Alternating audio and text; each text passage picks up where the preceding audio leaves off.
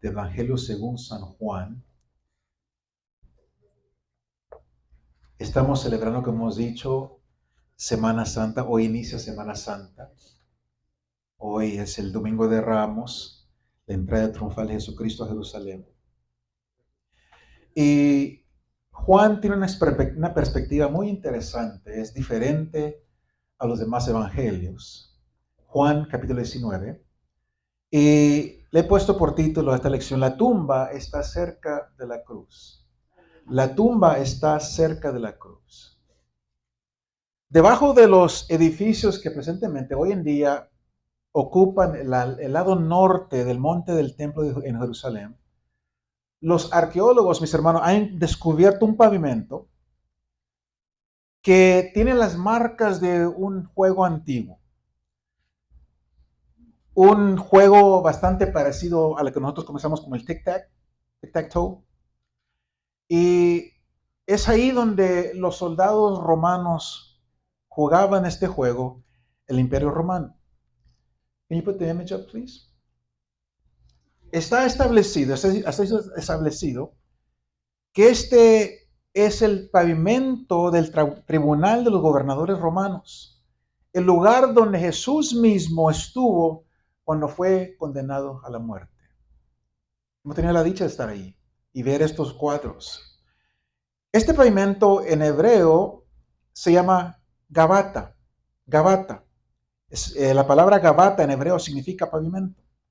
El capítulo 19 de su evangelio, Juan nos lleva de Gabata a Gólgota y luego al monte del Calvario y finalmente nos lleva a la tumba en la cual Jesús estuvo sepultado. De Gabata a Gólgota, al monte Calvario y después a la tumba.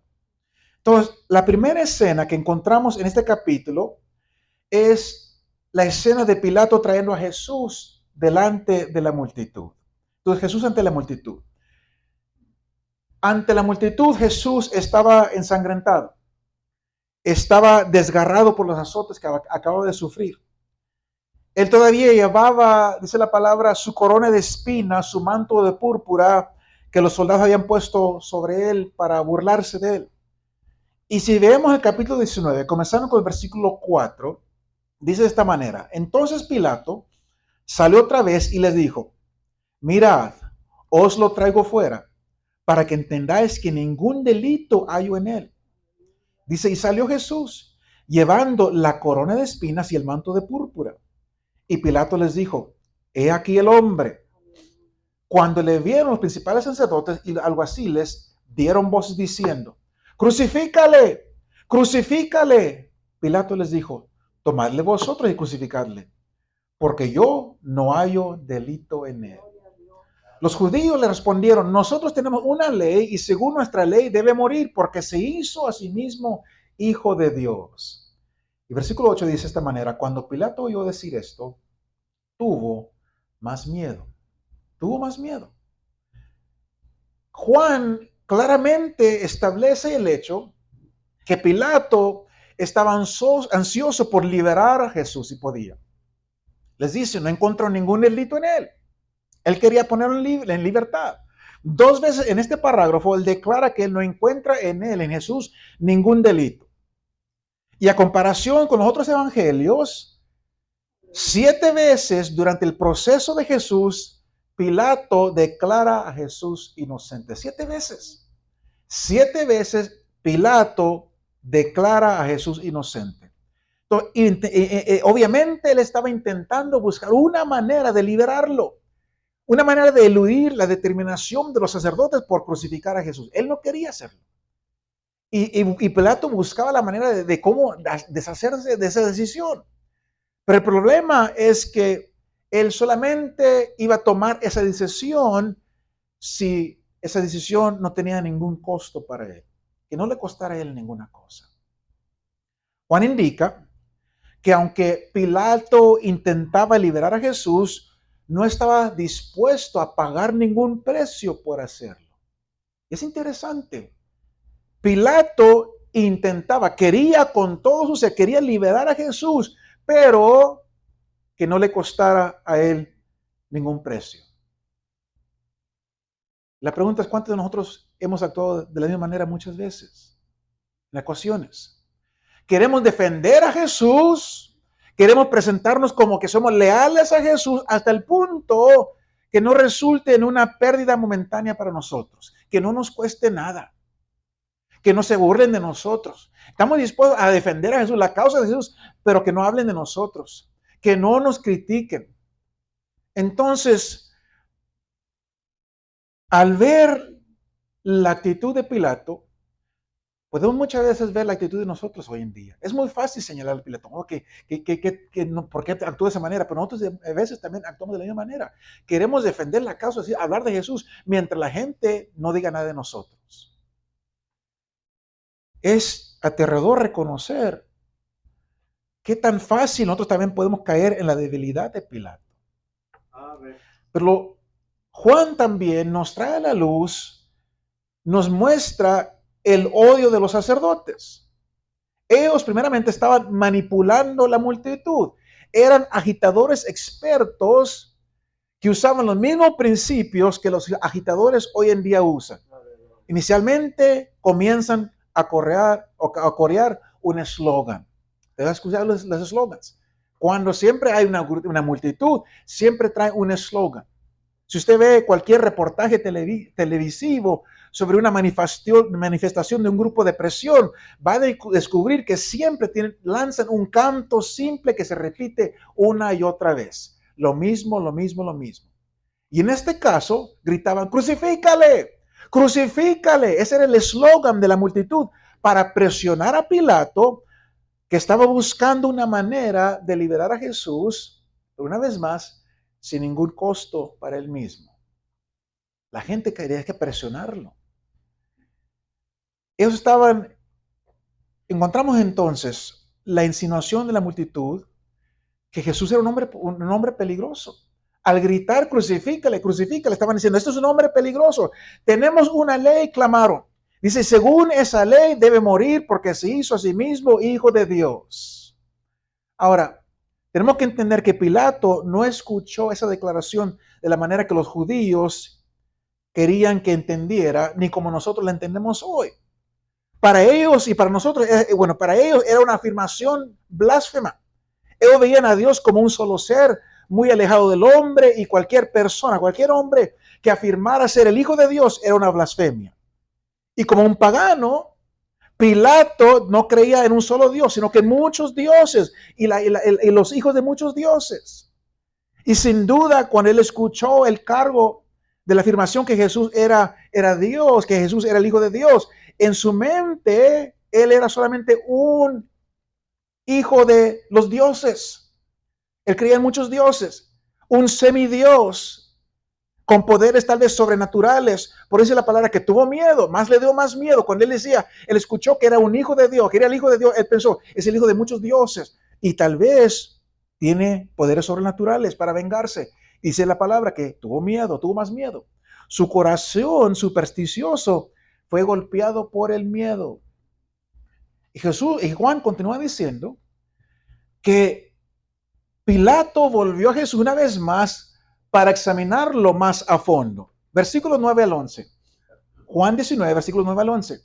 Dice, y entró otra vez en el pretorio y dijo a Jesús, ¿de dónde eres tú? Hace la pregunta. Una vez más, recuerde, Pilato tiene miedo. Dice la palabra claramente, dice Juan claramente que tuvo miedo. Y le hace la pregunta una vez más, va y lo examina un poquito más a fondo y le pregunta, ¿de dónde eres tú? ¿De dónde vienes? Dice, mas Jesús no le dio respuesta. Entonces le dijo Pilato, ¿a mí no me hablas? ¿No sabes que tengo autoridad para crucificarte y que tengo autoridad para soltarte, que es lo que realmente quería hacer? Pero miren la respuesta de Jesús, versículo 11. Respondió Jesús, ninguna autoridad tendráis contra mí, si no te fuese dada de arriba. Por tanto, el que a ti me ha entregado, mayor pecado tiene. Ahora, no hay nada más magnífico en la Biblia que esta respuesta de Jesús al airado intento de Pilato de impresionarlo con su poder. Pilato quería decir, yo tengo poder, yo puedo hacer contigo como yo quiero. Pero en una dignidad silenciosa, con mucha dignidad, el Señor simplemente responde, no tendráis ningún poder sobre mí, a menos que te lo hubiera dado desde arriba. Él está diciendo, por supuesto, que Dios, el Padre, es la fuente de toda autoridad. Solamente Él tiene el poder. Cualquier persona que quiera ejercer algún tipo de poder lo hace solamente a través del permiso que Dios mismo le da. Y es importante, mis hermanos, entender esto, porque como cristianos necesitamos recuperar nuestra visión bíblica de la vida. Necesitamos recordar que Dios está a cargo de la vida humana. El mundo no reconoce esto. El mundo quiere ignorar a Dios. Entonces, la tarea de nosotros como cristianos es reconocer que Él está a cargo y en control de toda la vida. Y esto nos va a ayudar a luchar con los problemas de injusticia, de dolor, de angustia, de cáncer, de guerra, de muerte, lo que sea. Este mundo no es un mundo perfecto, ni pretendía serlo. Dios no está intentando gobernar gobernar bien el mundo, sino que recordemos que esto, cuando estamos luchando con la gente a causa de la incompetencia, porque que las cosas no salen como quieren, dice, culpan a Dios. No, la culpa no la tiene Dios, la tenemos nosotros. Jesús pudo ponerse delante de Pilato, enfrentando la injusticia de un juicio simulado, el odio de los sacerdotes, el vacilante de la vacilante debilidad del gobernador, y decirle, ninguna autoridad tendrás contra mí si no fuese dada desde arriba. Entonces, Jesús reconoce que también, dice allí, el que me ha entregado a ti, mayor pecado tiene. Y aquí se está refiriendo a los sacerdotes, porque fueron los principales sacerdotes que entregaron a Jesús al gobernador romano. Entonces Jesús infiere aquí que Pilato es un hombre relativamente ignorante, está inconsciente de cómo Dios opera, pero los sacerdotes sí lo saben. Ellos conocen a Dios, ellos tienen a Moisés, tuvieron la ley, el maravilloso registro del Antiguo Testamento.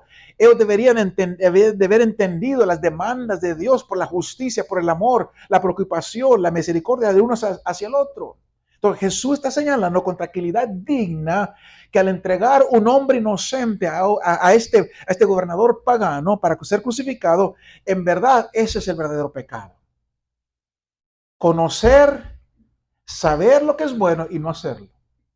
Saber lo que es correcto y no hacerlo. Entonces, el mayor pecado es los sacerdotes, porque ellos tenían la ley, conocían a Dios, conocían las cosas de Dios, y lo que están haciendo es totalmente en contra de la palabra de Dios.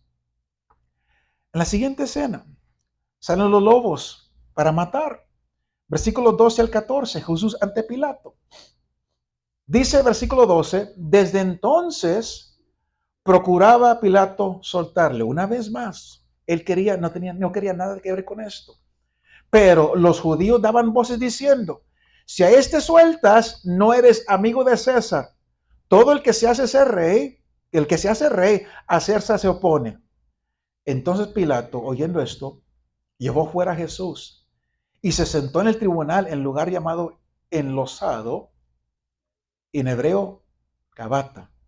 Era la preparación de la Pascua y como la hora sexta. Es importante este último versículo. Era la preparación de la Pascua y como la hora sexta. Esto no quiere decir que estaban preparándose para comer la Pascua, la fiesta de la Pascua. Esto se había hecho la noche anterior, sino que se refiere al día de preparación para el sábado, que cayó dentro de la semana de Pascua, que requería que permanecieran sin mancha. Y es por eso que Juan pone una nota aquí. Dice así en versículos 14 al 16. Dice, he aquí vuestro rey. Pero ellos gritaron, fuera, fuera, crucifícale. Pilato les dijo, ¿a vuestro rey he de crucificar? Respondieron los principales sacerdotes, no tenemos más rey que César. Así que entonces lo entregó a ellos para que fuese crucificado. Tomaron pues a Jesús y le llevaron. Aquí lo que está haciendo Juan es pintar este drama en unos colores muy vivos. Casi podemos escuchar a los sacerdotes gritando, sus rostros contorsionados con ira, con amargura en contra de Jesús. El gobernador vacilante, conciliador, intentando con incertidumbre encontrar una salida de todo este lío. Y mientras tanto, el prisionero, Jesús, solitario, silencioso, esperando con dignidad el resultado inevitable. Los sacerdotes se acercan a Pilato y lo amenazan. Lo amenazan con que si él no es amigo de César, que él no es amigo de César, si libera a Jesús. Y cada palabra, cada acción de este relato elimina la pretensión detrás de los cuales los hombres buscan esconderse. Juan descubre deliberadamente la hipocresía, el engaño, el desmantelamiento del hombre. Y esto es lo que hace la cruz en la vida de cada uno de nosotros. Esta es la manera que Dios opera en la historia humana, constantemente sacando lo que está oculto. Todo el mundo busca proteger una falsa imagen de quién ellos son, pero Dios obra para revelar, para despojar toda pretensión. Estos hombres, según eran los hombres santos, pero Dios estaba descubriendo todo lo que estaba en sus corazones. Es obvio aquí. Pilato quiere aparecer como un juez romano justo e imparcial, capaz de burlar a estos sacerdotes integrantes, capaz de preservar la paz pública, pero un evento sucede tras otro y se revela este hombre Pilato como un individuo cobarde, transigente, que está dispuesto a hacer cualquier cosa para preservar su propio pellejo. Pero es interesante porque aquí ya no escuchamos más de Pilato, como que se sale de la historia.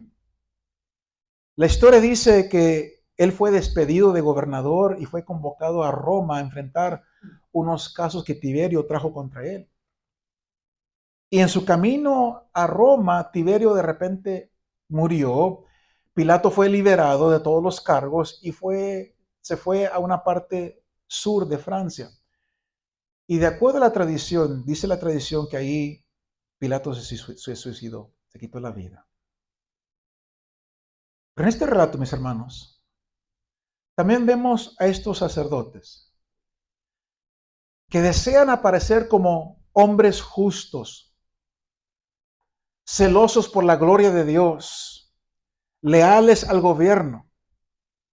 Pero en su lucha con Pilato se ven obligados a revelarse como celosos, mezquinos, intrigantes, que están dispuestos a cometer un asesinato para proteger sus propios intereses. Una vez más, se revela quién realmente son. Y finalmente son obligados a negar su lealtad a Dios y abiertamente reconocer el gobierno del odiado César romano. Juan quiere que veamos eso, que cuando nos acercamos a la cruz es imposible seguir siendo engañadores. Dios nos conoce, lo que hay en nuestro corazón. Podemos aparentar que somos una persona y podemos que la gente crea que somos tal persona, pero Dios conoce lo que está en nuestro interior, lo que está en nuestro corazón.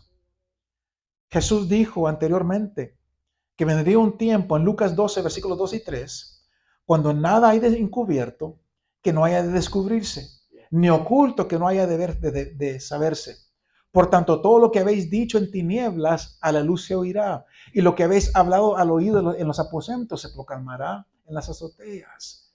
Entonces, Dios quitará toda pretensión, Dios quitará toda fantasía y revelará lo que realmente nosotros somos.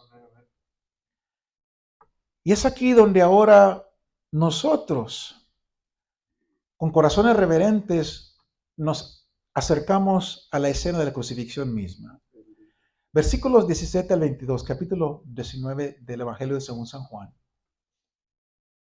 Versículo 17 al 22 dice así: Y él, cargando su cruz, salió al lugar llamado de la calavera, en hebreo Gólgota, y ahí le crucificaron, y con él a otros dos, uno a cada lado, y Jesús en medio.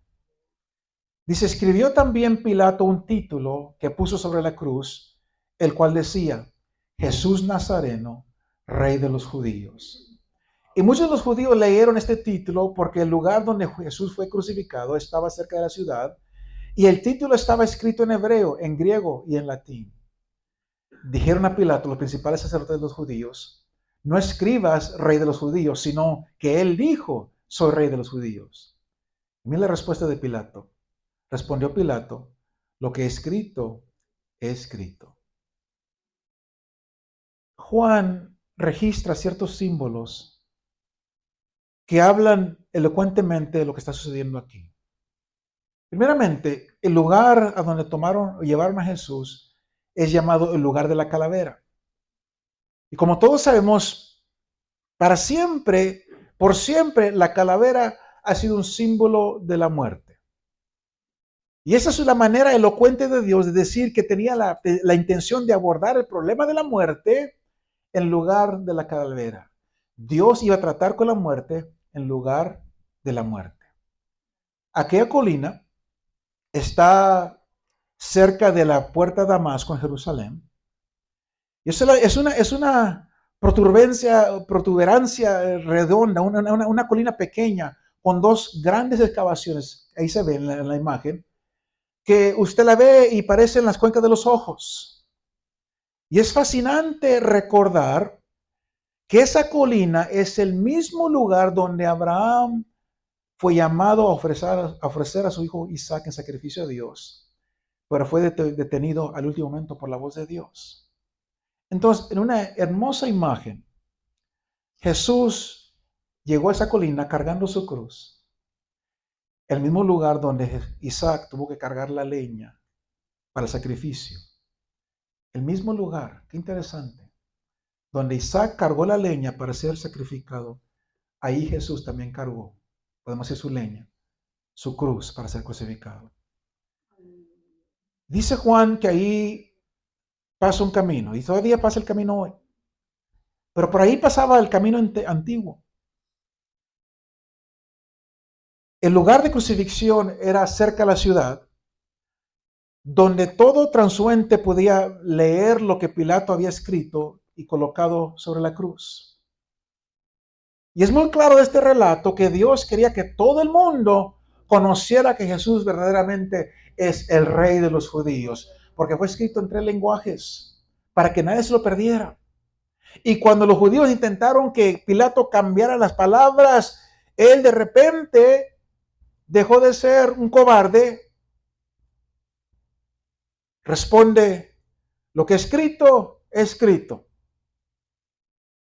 El hombre temeroso de repente recibe coraje, recibe valentía y dice, lo que es escrito. Pero es importante entender esto, porque eso es verdad de todos nosotros. A veces es aleccionador pensar que no podemos cambiar el pasado, nuestro pasado. No podemos retractar nuestras palabras, aunque quisiéramos no haber dicho lo que dijimos, lo dijimos. Lo que hemos escrito está escrito. Entonces Pilato habla por todos nosotros en sus observancias, la imposibilidad de cambiar el pasado. No podemos cambiarlo. Solamente Dios puede limpiar nuestro pasado, puede borrar nuestro pecado, nuestro pasado. Una vez más, aquí vemos como Juan subraya las predicciones que fueron cumplidas en la crucifixión de Jesús. Versículos de 23 a 24. Escribe Juan, cuando los soldados hubieron crucificado a Jesús, dice, tomaron sus vestidos e hicieron 4 partes, una para cada soldado. Tomaron también su túnica, la cual era sin costura, de un solo tejido de arriba abajo. Entonces dijeron entre sí, no la partamos, sino echemos suerte sobre ella, a ver de quién será. Esto fue para que se cumpliese la escritura que dice, repartieron entre sí mis vestidos y sobre mi ropa echaron suertes. Así lo hicieron los soldados.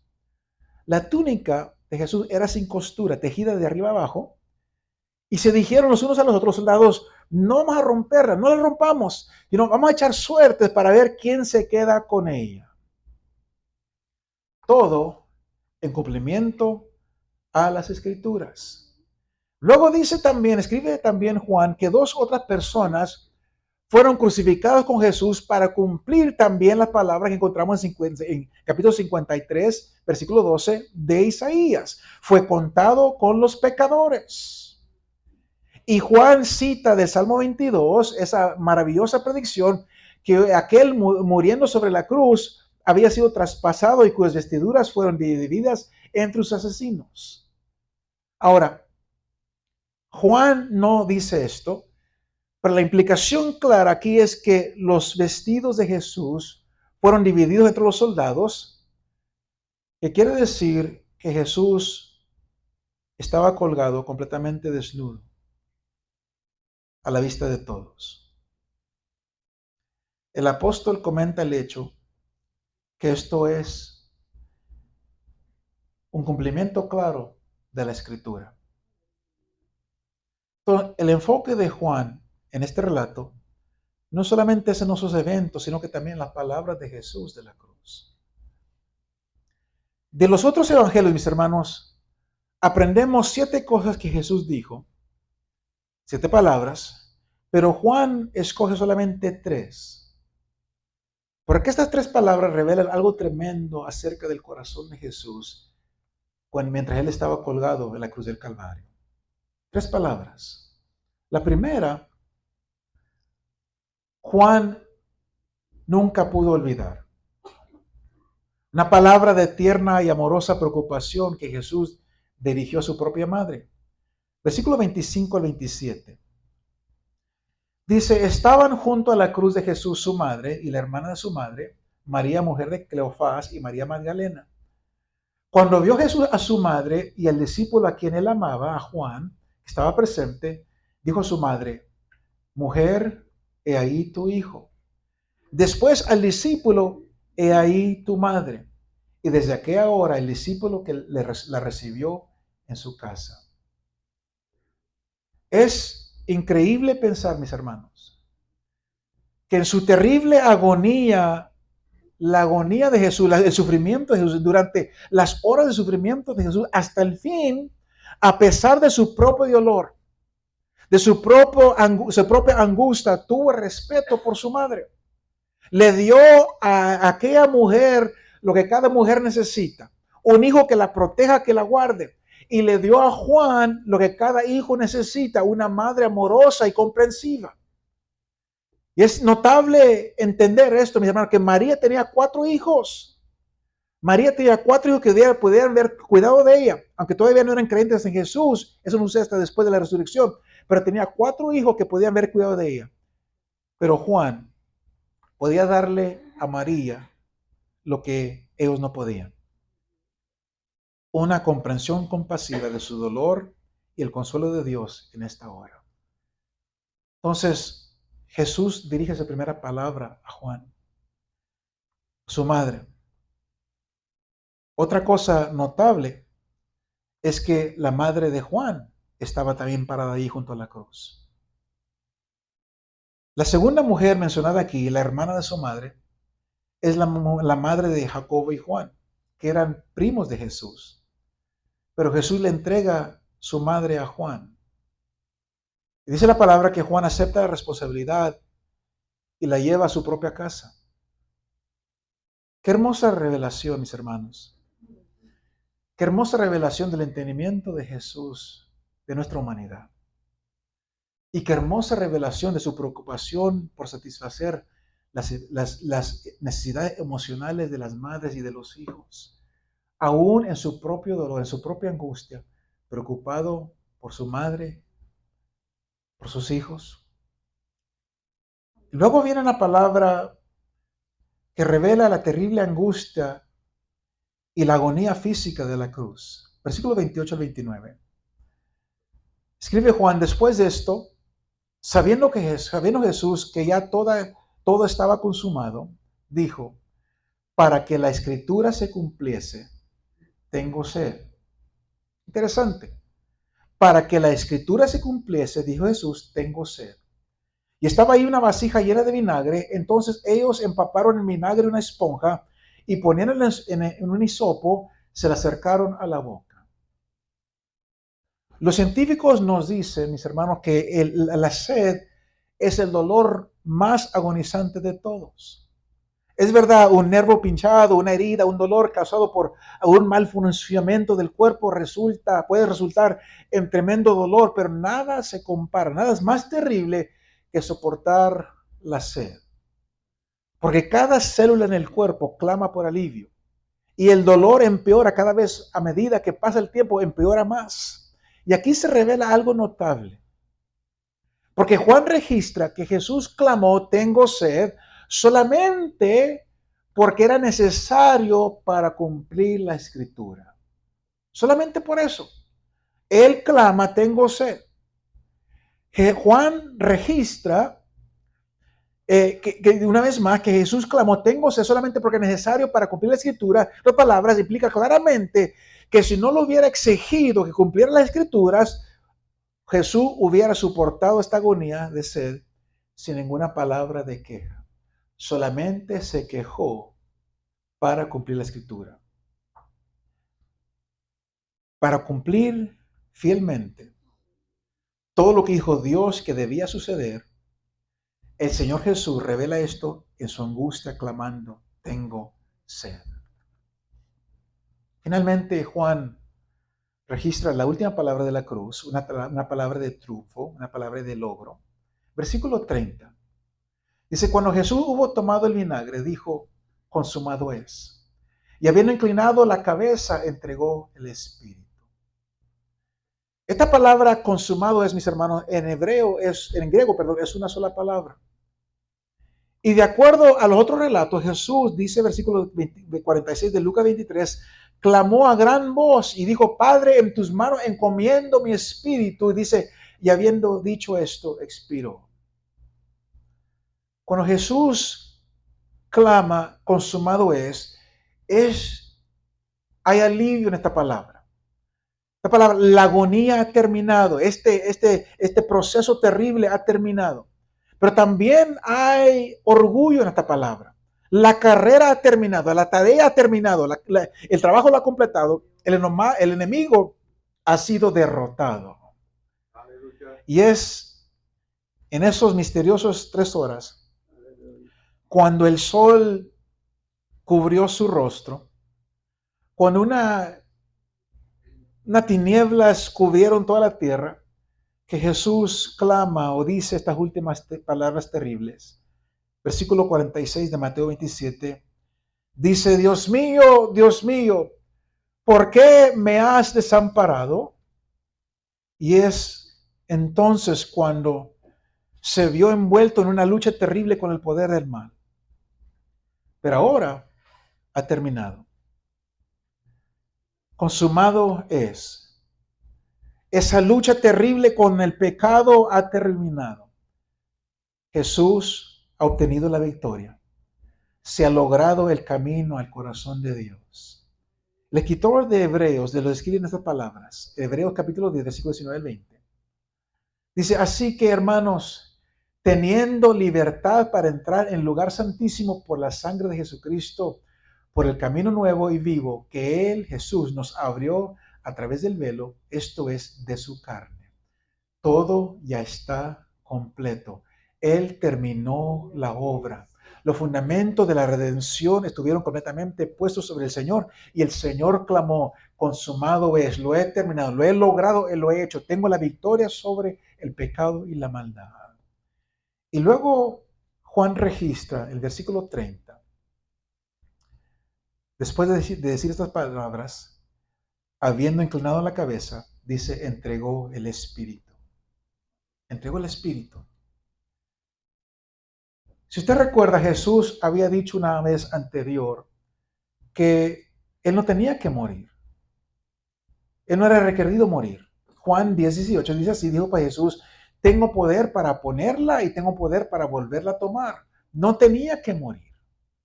Pablo dice en Filipenses 2:8, se humilló a sí mismo, haciéndose obediente hasta la muerte.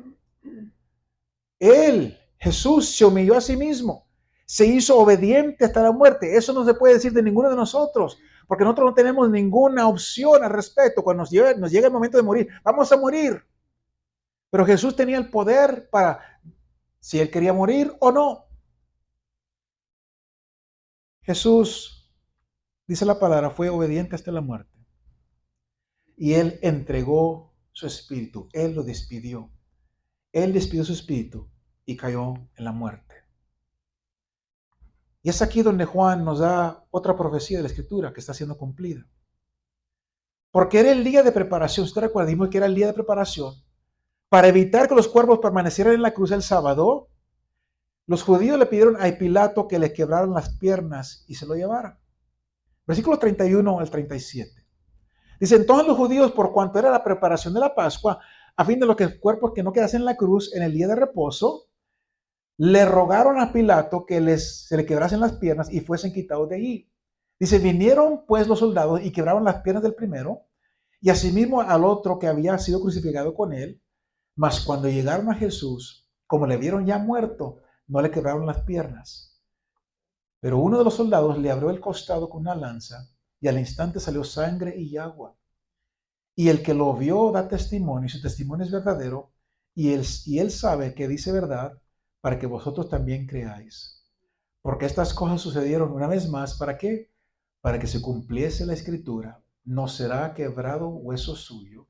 Y también la otra escritura que dice, miraron al que traspasaron. ¿Por qué escribe esto el apóstol Juan? Juan quiere que veamos, que entendamos la imposibilidad de quebrantar o de quebrar la escritura. Jesús dijo en Juan 10:35, la escritura no puede ser quebrantada. Y vemos una y otra vez en este relato de Juan las palabras para que se cumpliese la escritura. Todo fue de acuerdo a lo que estaba escrito. Y aquí hay dos casos más donde una vez más claramente se cumple la escritura.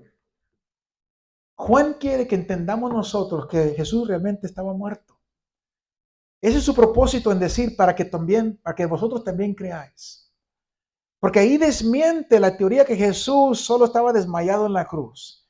Y cuando pusieron su cuerpo en la tumba simplemente estaba en una coma y con la frescura de la tumba revivió y volvió a salir. Pero note como Juan tiene mucho cuidado a quien tomar un juramento, un juramento solemne, cuando el soldado traspasó el costado de Jesús, su sangre ya se había separado el plasma y la hemoglobina y salió junta. Y es importante entender esto porque eso solamente sucede cuando la circulación ha dejado de circular. La muerte ha sucedido. Dice los versículos 38 al 40. Después de esto, José de Arimatea, que era discípulo de Jesús, pero secretamente por miedo de los judíos, rogó a Pilato que le permitiesen llevarse el cuerpo de Jesús, y Pilato se lo concedió. Entonces vino y se llevó el cuerpo de Jesús. También Nicodemo, el que antes había visitado a Jesús de noche, vino trayendo un compuesto de mirra y de aloes como 100 libras. Tomaron pues el cuerpo de Jesús y lo envolvieron en lienzos con especias aromáticas, según es costumbre sepultar entre los judíos.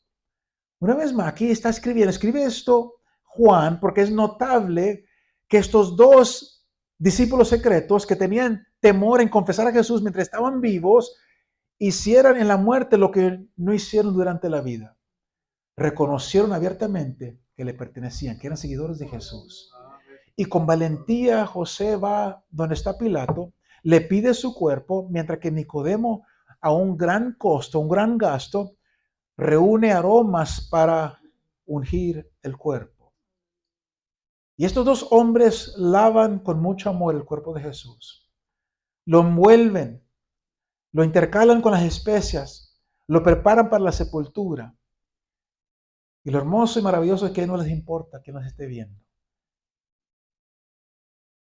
Dice el versículo 41-42, y en el lugar donde habían sido crucificados había un huerto, y en el huerto un sepulcro nuevo, en el cual aún no había sido puesto ninguno. Ahí pues, por causa de la preparación de la Pascua de los judíos, y por aquel sepulcro, porque aquel sepulcro estaba cerca. Una vez más, vemos aquí la accesibilidad de Juan para usar símbolos. Aquí pretende que nosotros veamos tres símbolos notablemente elocuentes que rodean la sepultura de Jesús. Primeramente, Jesús fue sepultado en un jardín, en una tumba donde antes nunca se había colocado a ninguna otra persona y estaba cerca de la cruz. ¿Qué quiere decir Juan con esto? ¿Qué nos está diciendo Juan con esto? Esto llama la atención. Nos llama la atención que la Biblia registra que el pecado inició en un jardín, en un huerto, en el jardín de Edén.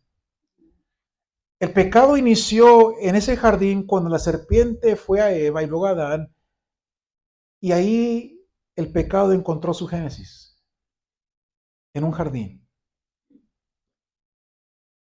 Estoy seguro que Juan tenía esto en mente cuando él registra que el pecado encontró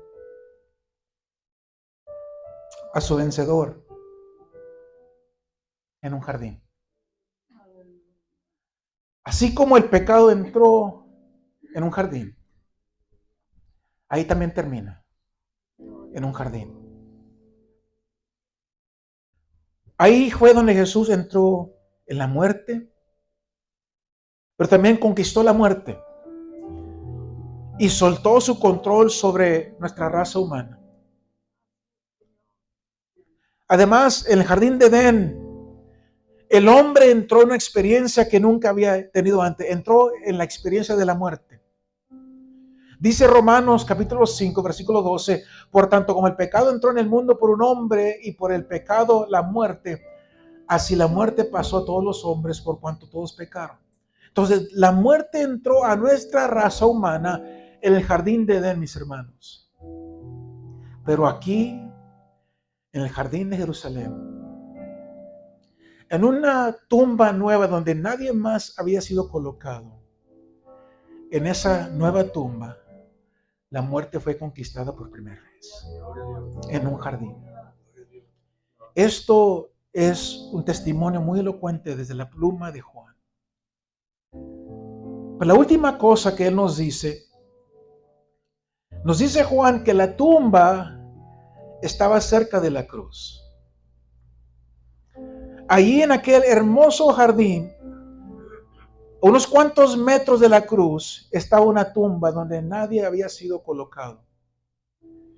Allí pusieron el cuerpo de Jesús. Quiero que entendamos esto esta mañana. Porque esta es la manera que Juan nos está diciendo a lo que es verdad en la vida.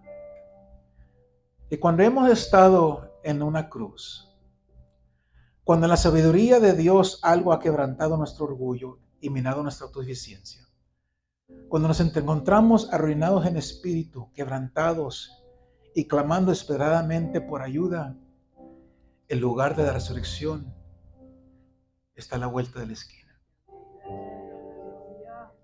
Cuando nos encontramos aplastados, derrotados, desesperados, quebrantados, que no encontramos la salida, mis hermanos, la salida está a la vuelta. La respuesta está a la vuelta.